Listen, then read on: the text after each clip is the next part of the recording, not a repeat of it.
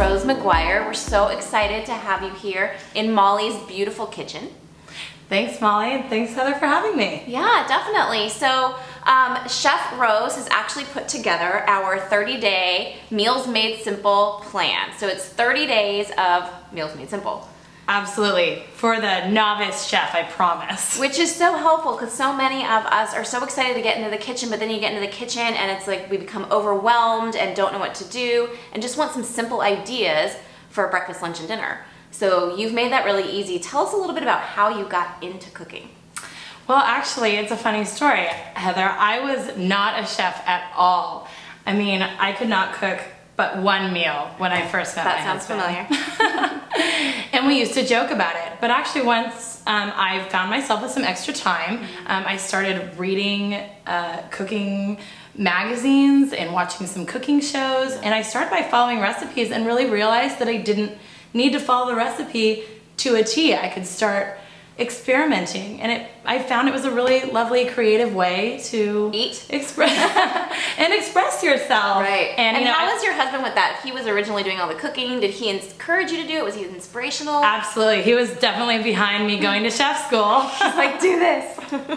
Yes. Great. So I'm here to share just some really easy tips with you. Yeah, we asked Rose, what would you say is some of the, your favorite go-to recipes for easy preparation, things that you can do in advance, so that if you're really busy during the day, you can just pull this stuff out of the fridge or it's already been done a little bit beforehand.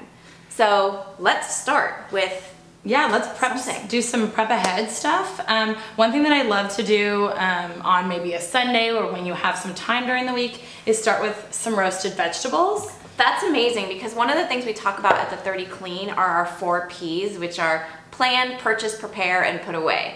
And we always say that once you go to the grocery store, as soon as you come home, do something with the stuff you just bought. So I'm excited to see what you're gonna do with these vegetables. Absolutely. Not only is this so easy to do, but you can use these vegetables all week, whether it's just a side on your dinner or add them to your salad. That's or great. Put them with your eggs. Oh, I love it. And can you use any vegetables? Are there certain vegetables that are best roasted? You can use almost any vegetables. Here I've got some onions and bell peppers. I've got some eggplant and some summer squash. So I love to go seasonal with this kind of stuff. That's great. You can even use kale in the winter, the curly kale. It roasts up really nice. That's awesome. Okay. So we're just gonna start with a little bit of olive oil. Okay. And then some seasoned salt. So this is a seasoning blend that I also love to make ahead. So you made that? That didn't come out of a container or yeah, anything? because then I can really control what's in it, and I know that there's no additives and sugar. And so what kind of seasoning mix is this one that you just threw on the vegetables? This one is a seasoned salt, so it's about 5 different spices that you add together, and you can make it ahead of time, and then you can easily throw it on almost anything to make it taste delicious. And that's one of the recipes that you would find in Rose's meal plan as well. That is correct. So here we just tossed it with a little bit of olive oil, and then I'm going to go ahead and put it into a dish to put in the oven. So that's literally all you did. You cut veggies and then you're going to roast them. Yes, I'm going to roast them at about 425, 450, depending on your oven. And I usually check after about 20 minutes. And do you have to do a lot to it? No, you do not at all. You do not need to do anything. You just want to make sure they get a little bit caramelized because that's going to taste delicious. Amazing. Well, I'm going to put this in the oven. We actually have some cooking right now, so we'll see what it looks like a little bit later, but I'm really excited about this. Fantastic. Thanks. Another thing that we also love to prep ahead are marinated salads. I love them because you can make them one day or one night, and the next day they actually taste better. That's so great. And one of the things we talk about are mason jar salads. So I would love to know how you can actually prepare kale beforehand. And I'm hoping that you're gonna give us some tips on not making it so tough. Yes, so this is the key with kale, is you have to denature it. Okay, so you're gonna do that. Denature it. What does that mean? Start with your kale, and you're gonna make sure you take it off the really fibrous rib, and you can just into bite-sized pieces right into your bowl. Really easy. Okay. So we're gonna do that. And then in order to soften it, sure, please. In order to soften it, the key is to put lemon juice or any vinegar really on the kale. So we're gonna do the juice. So it kind of breaks things down a little bit. Yes, it's gonna break it down and make it that softer feeling. Great. I love so not only do you squeeze it in, but this is also the important part. You have to massage the kale. Oh, awesome. Yeah, who doesn't need a little massage, right? Everybody and everything. So you just get in there and massage it into the fibrous leaves. And you know what I love? I think one of the things that people have a hard time with is just like getting their hands dirty. You know what I mean? And when it comes to food, you really have to. I feel like... Yes. Exactly. And the most times that you do that, the better, because you're kind of like being one with what you're about to eat.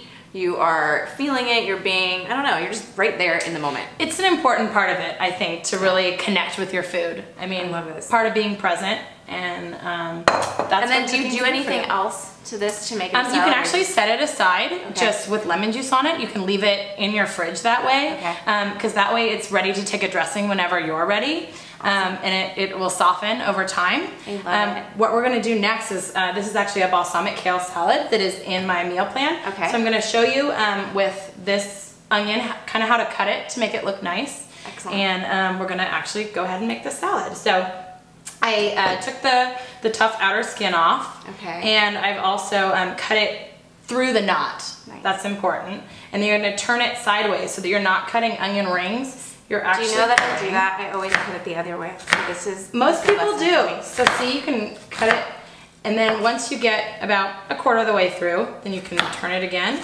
So why is it better this way than when normally I would go? This is nice because you can get really uniform cuts. Oh, that is really pretty. And see how pretty they are. I love learning new things from the chef. So we're just gonna add these to our salad. Okay.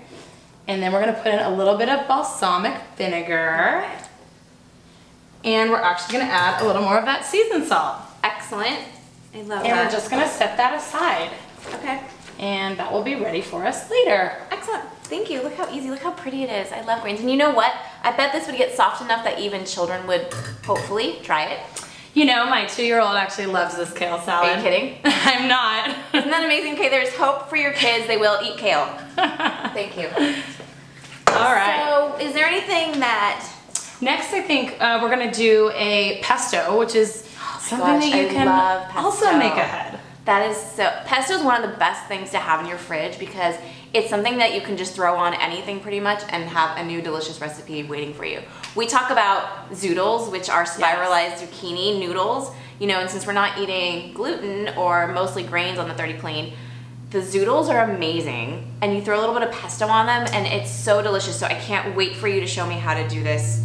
I love pesto because it imparts a lot of flavor. Definitely. And, you know, we do it without cheese, and believe me, you won't even miss it. That's crazy. I think that's the biggest thing is learning how to recreate recipes that you love for a healthier version and how to make yourself feel amazing. So let's go for it. Yes, when you're eating clean, you should also be eating delicious, tasty food. It's true. You should never be deprived.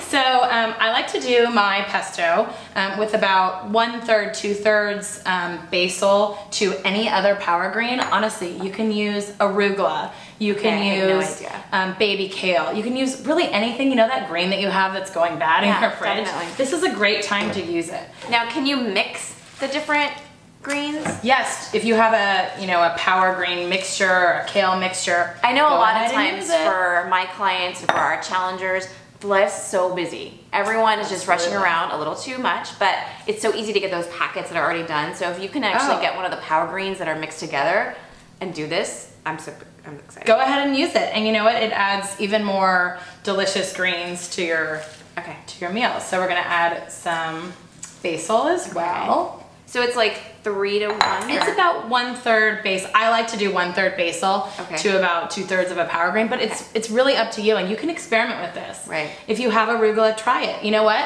I'm gonna use pine nuts today, but if you want to use almonds, seriously, or if you want to use walnuts, you can really do whatever you want. This is something that makes me think about. It's an article I think you wrote for us about mindful cooking.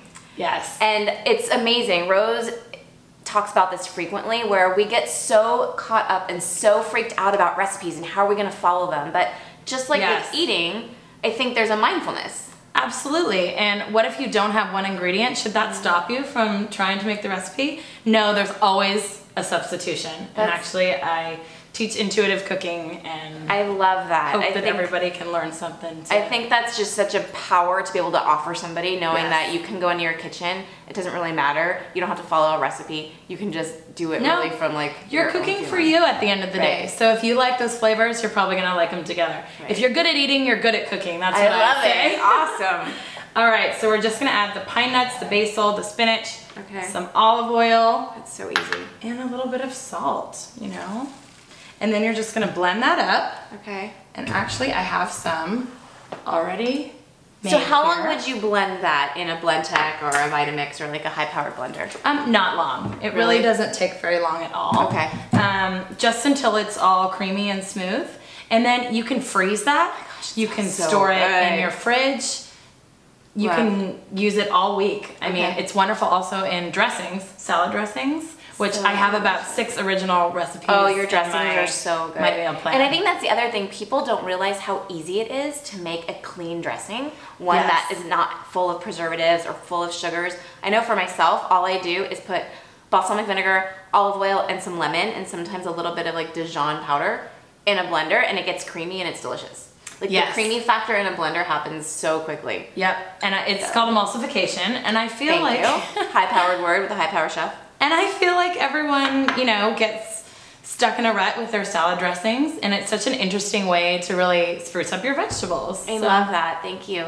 So now I'm excited because we've talked about these sides, and I think that you are going to give us some simple ways to cook seafood.